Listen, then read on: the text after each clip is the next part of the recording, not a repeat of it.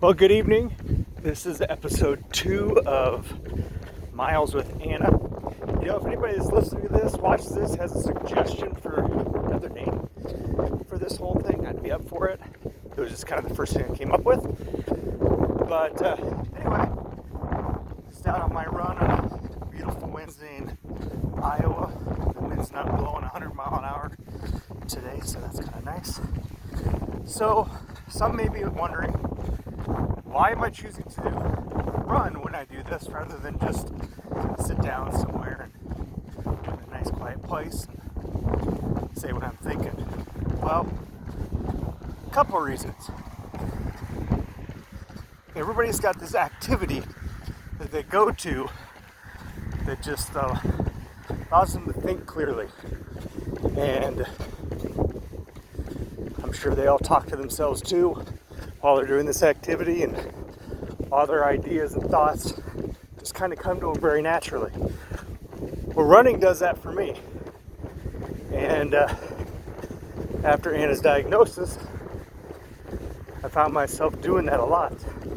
Now, when her prognosis got worse in January, I didn't run quite so much to express my thoughts. I ate and drank most of them.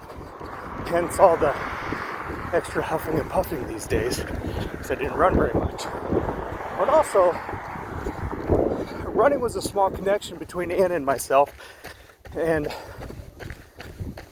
when I started running a few years ago, training for half marathons and marathons, she took an interest in it, and was just always interested in what I was doing and why I was doing it. And I'd get done with a run, and she would, ask, "Hey, how far did you run today, Dad?" And if I ran a long ways, she'd be impressed.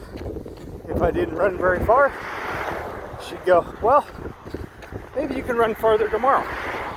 I'm like, "Yeah, hon, maybe I will. Maybe I won't. We'll see." So anyway, she was kind of my coach and my support.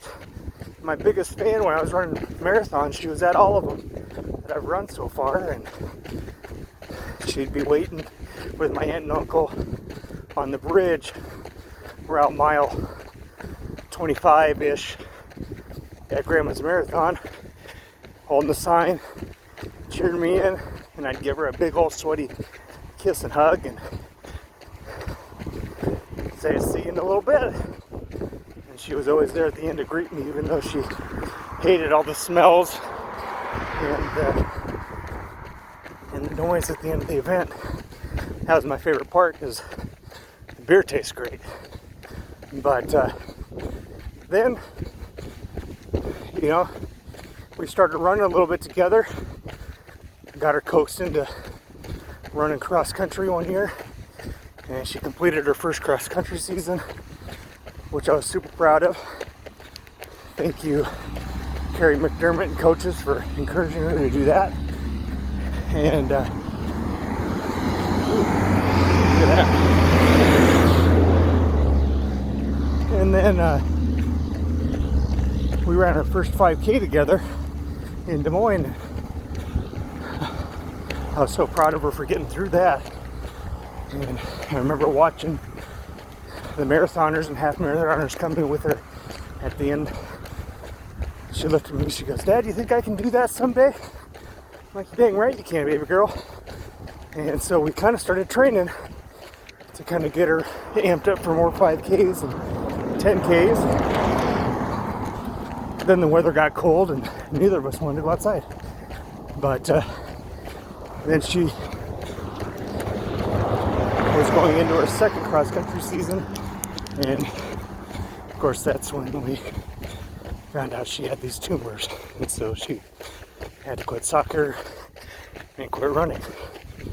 But she continued to show an interest in my running and asked me how I was doing. And I asked her a few months ago whether I should train for Grandma's this year, and she said no, because it takes up too much time. And at the time we didn't know, but she probably did, and I'm glad she told me not to do it. so I could spend all that training time with her.